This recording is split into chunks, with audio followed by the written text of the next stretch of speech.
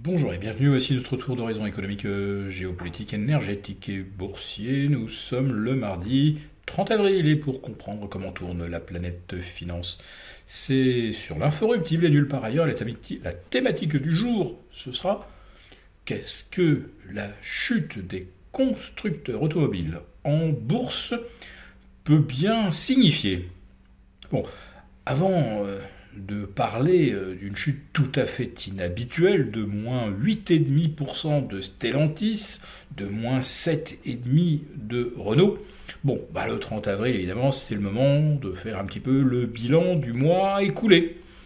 Un mois qui se solde pour les valeurs françaises par une consolidation quasiment à l'horizontale.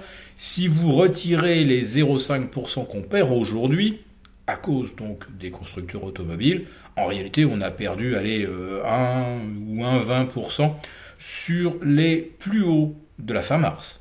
Bon, consolidation relativement modeste, compte tenu des gains initiaux et de 5 mois de progression quasiment ininterrompue des indices. Donc franchement, c'est pas cher payé, surtout avec des taux d'intérêt qui aujourd'hui remontent sur leur pire niveau de l'année, et même les pires niveaux depuis la mi-novembre, avec des OAT à 3,0850 de rendement, des Bund à près de 2,59, peut-être même atteindrons-nous à nouveau les 2,60 ce soir, et puis aux États-Unis, ça y est, c'est reparti pour les T-bonds au-delà de 4,67. On est tout proche là aussi des 4,70. Bon, là, on va dire que ça facilite un petit peu l'analyse. Ça fait tout simplement 100 points repris par le rendement des T-bonds depuis le 27 décembre dernier. Oui, là, les anticipations se sont littéralement retournées sur le marché obligataire avec bien peut-être zéro baisse de taux en 2024 et peut-être même une hausse de taux. C'est-à-dire que le prochain mouvement de la Fed serait donc une hausse de taux et non plus une baisse en janvier 2025, une hypothèse qui recueille quand même 33% des suffrages. Et en ce qui concerne la baisse de taux anticipée pour septembre, on va dire que c'est une courte majorité aujourd'hui d'opérateurs qui espèrent quand même voir la Fed alléger les taux d'intérêt. Alors les taux, c'est peut-être le sujet central et peut-être une des explications justement à la mévente des véhicules automobiles et notamment électriques, car ils sont plus chers, contraignent les acquéreurs à faire des emprunts plus lourds. Et aux États-Unis, on atteint un taux de délinquance sur le crédit automobile qui flirte avec les 8% et un nombre de retards de remboursement qui bat des records absolus bien au-delà des niveaux les plus alarmants observés non pas à l'automne 2008 en pleine crise financière, mais après la crise financière lorsque les Américains se sont retrouvés par millions au chômage. Là, il n'y a pas de chômeurs, on est même proche du plein emploi, et pourtant, les gens ne remboursent pas. En Europe, la question de l'endettement est beaucoup moins brûlante qu'aux États-Unis. Oui, les États-Unis vivent à crédit. Et aujourd'hui, donc, ils impriment presque 8 dollars pour créer 1,6 dollars de PIB. Oui, c'est ça que ça signifie.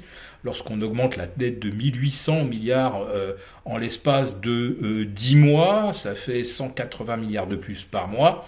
Et tout ça pour générer, un peu moins de 25 milliards de PIB supplémentaires. Vous avez compris que ça, évidemment, ce n'est pas tenable. Mais en Europe, on aurait bien besoin quand même que les particuliers achètent des voitures. Or, les derniers chiffres démontrent que les ventes sont en baisse et en baisse sensible. Alors même si Stellantis parvient grâce à l'optimisation des coûts, une des martingales de M. Carlos Tavares, même si les marges sont là, les ventes, elles n'y sont plus.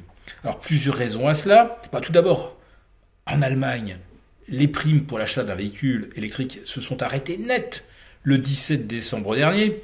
Alors, je sais bien que Peugeot ne vend pas beaucoup de véhicules électriques en Allemagne. Ah oui, mais Opel, c'est bien une marque allemande. Donc, indirectement, les décisions allemandes ont pesé sur les ventes de Peugeot. Et puis, il y a le problème que les loueurs de véhicules n'achètent plus aucun véhicule électrique. Les gens n'en veulent pas. Vous louez une voiture pour le week-end, si vous mettez 6 heures pour atteindre Deauville et autant pour en revenir, vous avez passé 12 heures sur la route et vous ne profitez pas de votre week-end. Voilà, c'est assez simple à comprendre.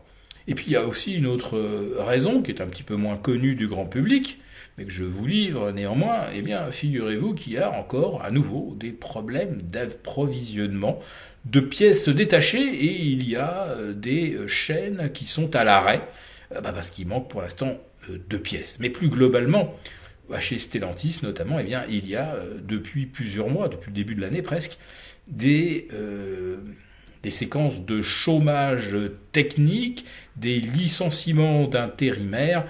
Donc le mouvement de désaffection pour l'automobile, il est profond et les taux qui remontent ne vont certainement pas arranger les affaires des constructeurs. Si cette vidéo vous a plu, n'hésitez pas à nous mettre un pouce.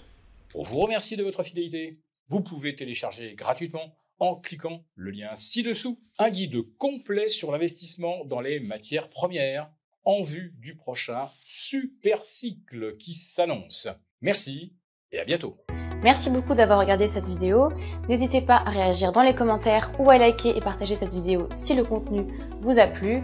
Et pour ne rater aucune de nos prochaines émissions, vous pouvez vous abonner à notre chaîne et activer les notifications.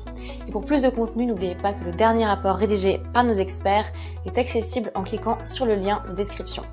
On se retrouve tout de suite dans les commentaires et je vous dis à très bientôt pour une prochaine vidéo.